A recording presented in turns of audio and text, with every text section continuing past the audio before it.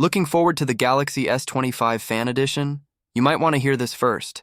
Some recent leaks have revealed key details about the phone, and they're not exactly what many fans were hoping for. The S25 FE has appeared in a benchmark listing, and it confirms that Samsung is sticking with its own Exynos 2400E processor and 8 GBs of RAM.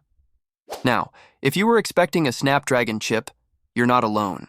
Many Samsung users were hoping the FE model would match the performance of the main S25 series.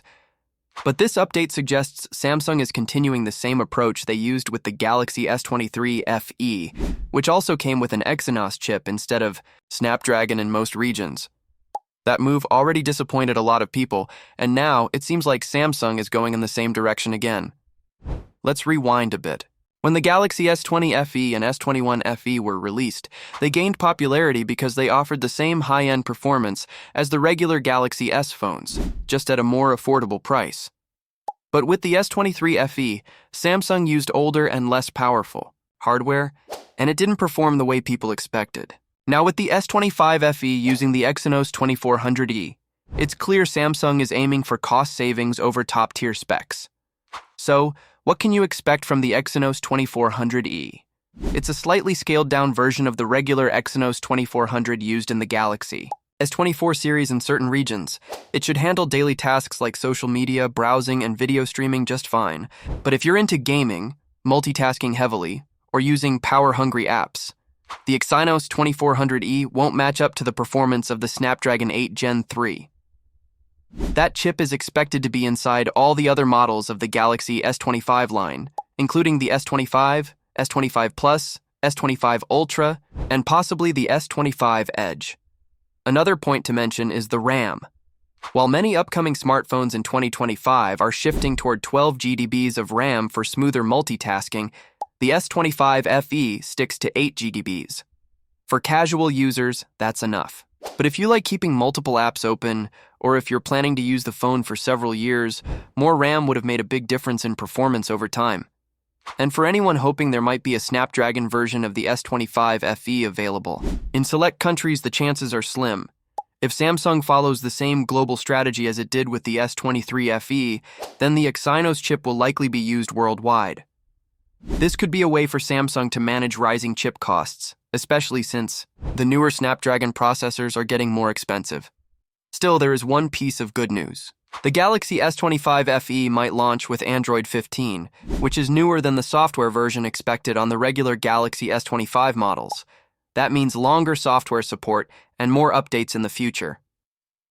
Samsung usually promises the same number of updates for both its main and FE phones. So even if it's not the most powerful device, the S25 FE could outlast some of its pricier siblings in terms of software life.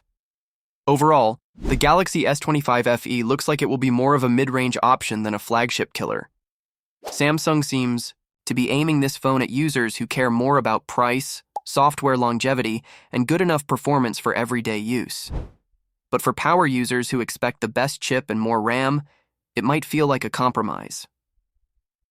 What's your take on this? Does the lack of a Snapdragon processor and higher RAM make the Galaxy S25 FE less appealing to you?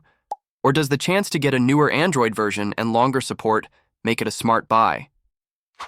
Share your thoughts in the comments, and don't forget to like this video, subscribe to our channel, and hit the bell icon so you never miss future updates.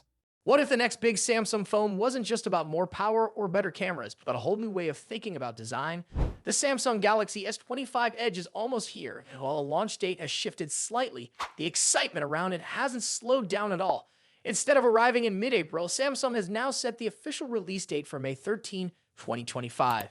The change in schedule isn't due to hardware issues, but is more connected to internal changes within the company, especially after the sad passing of Jong-hee Han, the head of Samsung's mobile and electronics division. This shift has also affected how the phone will be revealed.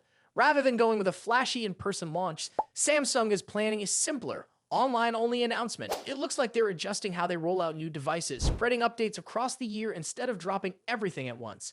But even with a more low-key presentation, all eyes are still on what the Galaxy S25 Edge is bringing to the table. From what we know so far, the phone will feature a 6.7-inch Super AMOLED display with a 120Hz refresh rate. That means it's going to look vibrant and feel smooth whether you're watching videos, playing games, or just scrolling. Under the hood, it's expected to run on Qualcomm's newest chip, the Snapdragon 8 Gen 4, also being called Snapdragon 8 Elite. This processor is said to deliver top-level speed and efficiency, perfect for multitasking and high-end mobile gaming. Memory and storage options will include 12 GB of RAM and up to 512 GB of internal space. But once again, Samsung isn't adding a microSD card slot, which might disappoint users who like having expandable storage. As for design, early leaks suggest that this could be Samsung's slimmest phone yet, possibly even under 6mm thick. That would make it thinner than Apple's iPhone 16 Pro Max, giving it a sleek and premium feel. It will likely be available in stylish colors like titanium silver, jet black, and icy blue. The camera setup also sounds solid, though not quite as advanced as the Ultra version. It's expected to have a 200-megapixel main camera, paired with a 12-megapixel ultra-wide lens. While it may not compete directly with the highest-end models in terms of camera features, it should still deliver great shots for everyday users. One area where the phone might raise some questions is battery life. It's rumored to include a 3,900 mAh battery, which is smaller compared to the Galaxy S25 Plus. For a phone with a large screen and powerful processor, that could be a concern. Charging is expected to cap at 25 watts, which is decent but not exactly fast compared to some other brands. However, Samsung might be using software tricks and better heat management to make sure the battery holds up throughout the day. As for the price, the Galaxy S25 Edge is expected to launch at around 1,249 euros, or roughly $1,355. That's more than the base S25 model, but not quite at ultra level. It's aimed at people who want something premium in design and performance without paying the highest price. But with strong competition from more affordable Chinese brands, Samsung will need to prove that this phone really stands out. Production numbers are also telling. Samsung is reportedly planning to produce around 3 million units, which shows they're expecting strong demand. It seems this model is meant to strike a balance, not too basic, not too high-end, but just right for a lot of users. So the big day to keep in mind is May 13, 2025. That's when we'll know for sure how well the Galaxy S25 Edge lives up to the hype. If you're someone who wants a slim, premium-looking phone with solid performance, this could be the one to watch. Make sure to like this video and subscribe to our channel so you don't miss any updates.